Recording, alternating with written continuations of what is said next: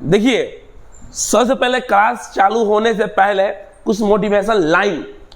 सोच को अपनी ले जाओ शिखर तक, सोच को अपनी ले जाओ शिखर तक कि उसके आगे सारे सितारे झुक जाएं, उसके आगे सारे सितारे झुक जाएं।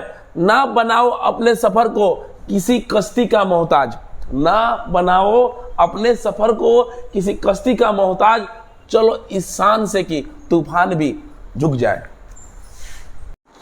हेलो नमस्कार दोस्तों, मैं विपुल सर और आपके सामने एक नए वीडियो और नए चैप्टर के साथ आज हम लोग पढ़ेंगे दो चर वाले रैखिक समीकरण। और दो चर वाले रैखिक समीकरण का हम परिचय इस क्लास में देंगे। और आज से ये क्लास चालू हो चुका, प्रत्येक दिन एक वीडियो आएगा हर एक प्रश्नावली का। आप ध्यान से समझ जाइए। रुकिए, अभी देखिए, दो चर वाले रैखिक समीकरण, दो चर वाले रैखिक समीकरण, इसके बारे में हम लोग जानेंगे। दो चर वाले रैखिक समीकरण साफ आसान भाषा में आपका मियाज हम मस्त करेंगे, समझा के इतना बढ़िया से ध्यान दीजिए। चलिए, दो चर वाले तो दो चर वाले क्या है ये आप जानिए। देखिए, एगो चर x हो गया, एगो चर क्या हुआ y हो गया, एगो चर x हो गया, एगो चर क्या हुआ y हो गया, दो चर हो गया, दो चर हो गया। अब देखिए, इसके साथ में वो आता है ax प्लस होता है by, अब प्लस में आता है c बराबर 0, बराबर 0। तो ये जो है एक्स वाई ये चर रहेगा, ए बी सी क्या है अचर रहेगा, ए बी सी क्या रहेगा अचर रहेगा, एक्स वाई क्या रहेगा बाबू चर रहेगा, और ए बी सी क्या रहेगा अचर रहेगा। क्लियर। अब ध्यान दीजिएगा, इसमें कभी भी ए का मान 0 नहीं होगा, बी का मान 0 नहीं होगा। देखिए, कहने का मतलब है यहाँ हम इसका मान हम 0 लेंगे तो खत्म हो जाएगा, दो चर में रहेगा, एक चर में आ जाएगा। आ रहा समझ में आपको। देखिए, अब ये दो चर का जो अति हो गया, अब इसी के साथ में हम समीकरण एक ले लेंगे, एक समीकरण ले लिए। जैसे हम ले लिए A X plus B Y plus C बराबर 0, 0। ठीक है, इसको हम इसको a1 कर सकते हैं, इसको b1 कर सकते हैं, इसको c1 कर सकते हैं। इसके साथ एक और समीकरण आता है a2x b2y प्लस c2 0।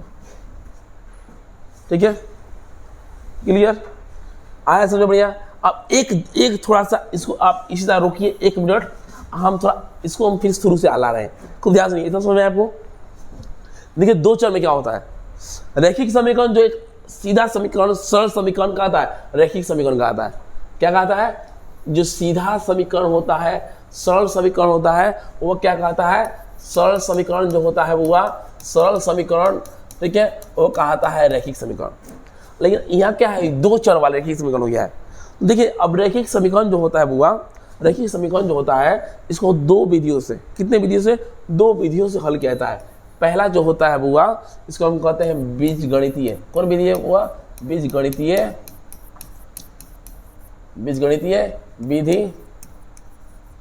और दूसरा जो होता है बुआ, इसको कहते हैं ग्राफीय विधि। खूब ध्यान समझिएगा। पहला क्या है, पहला है बीजगणितीय विधि, और दूसरा है ग्राफीय विधि। क्लियर।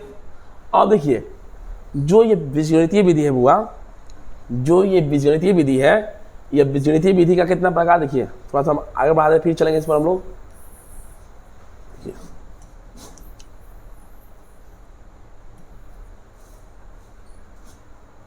जो हम पढ़े हैं बुआ बीजगणितीय विधि, इसके बाबू इसके 3 प्रकार होते हैं। किसके कितने प्रकार होते हैं, 3 प्रकार।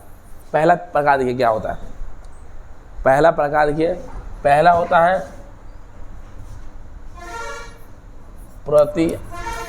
प्रतिस्थापन विधि, प्रतिस्थापन विधि। दूसरा होता है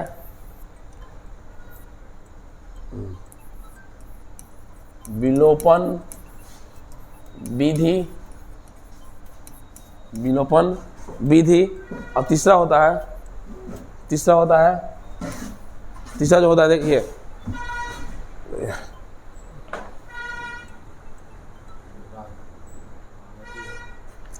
ये थोड़ा फोन और गुणनखंड विधि। पहला हुआ प्रतिस्थापन विधि, दूसरा हुआ हमारा बाबू विलोपन विधि, तीसरा जो हुआ हमारा ब्रज गुणनखंड विधि। क्लियर आया समझ बढ़िया से। इसको भी हम ये इतना भी रोकेंगे, इसको इतना पर। अब इसको हम क्या करें, पूरा विधि को हम डिफाइन करेंगे, समझाएंगे किस तरह कौन विधि प्रयोग होता है। ठीक है, पहले उससे पहले हम लोग चले जो छोड़े थे उस पर हम ध्यान देंगे, ईमानदारी से ध्यान दीजिएगा। देखिए अब ये बीजगणितीय विधि का हो गया, उसी प्रकार से हम लोग इसको चेंज करना होगा ग्राफीय रूप में। देखिए अगर कहा जाता है कि A1 बटा A2 बराबर नहीं हो B1 बटा B2 का, तो ये कहाता है बुआ प्रतिच्छेदी। क्या कहता है बुआ? प्रतिच्छेदी। प्रतिच्छेदी होता है। और हल जो होता है इसका बुआ, इसका हल जो होता है बुआ, इसका हल होता है, ये होता है अद्वितीय। अद्वितीय, ठीक है।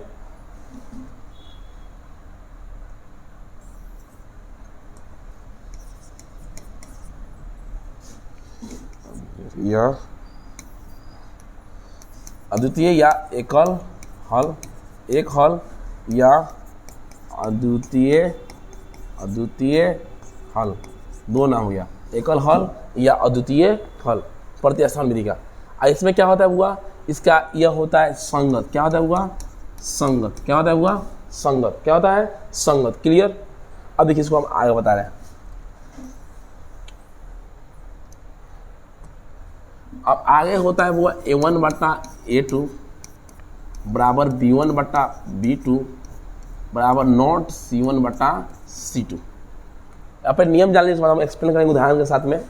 A1 बटा A2 बराबर B1 बटा B2 बराबर नॉट C1 बटा C2। इसका क्या होता है? ये जो होता है बुआ, ये जो होता है, ये होता है समांतर।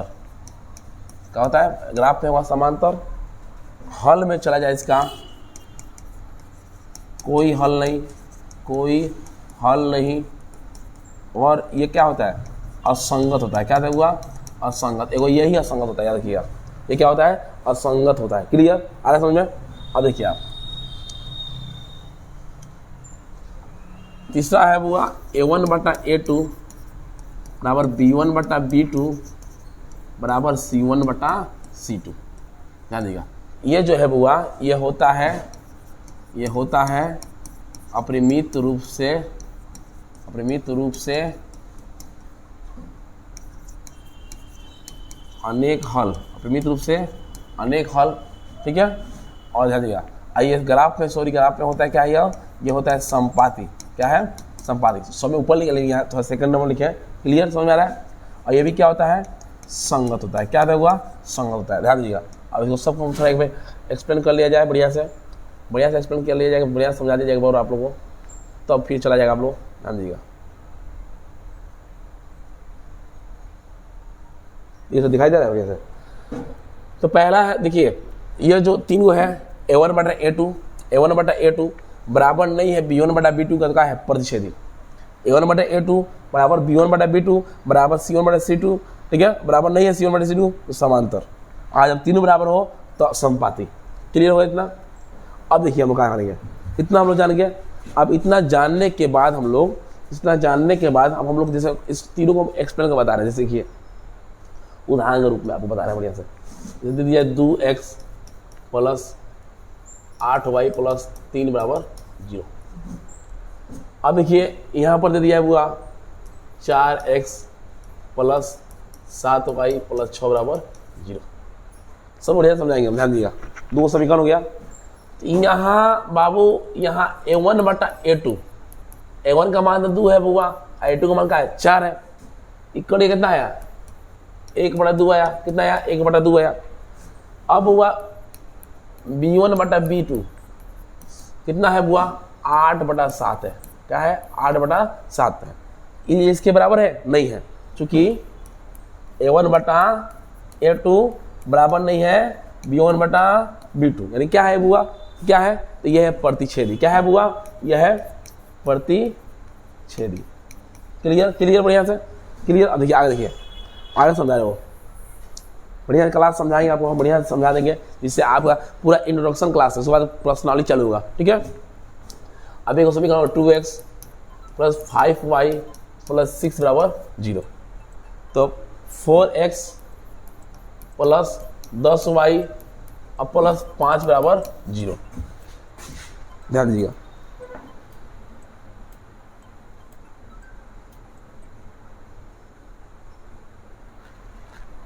बटा 4 कट गया तो 1 बटा 2 आया, B1 बटा B2 5 बटा 10 कट गया, 1 बटा 2 आया।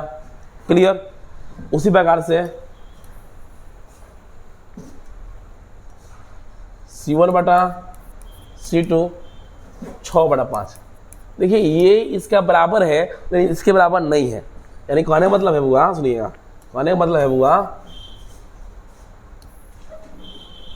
कहने का मतलब है कि A1 बटा A2, चूंकि A1 बटा A2 बराबर है बुआ B1 बटा B2 का, अब बराबर नहीं है C1 बटा C2 का।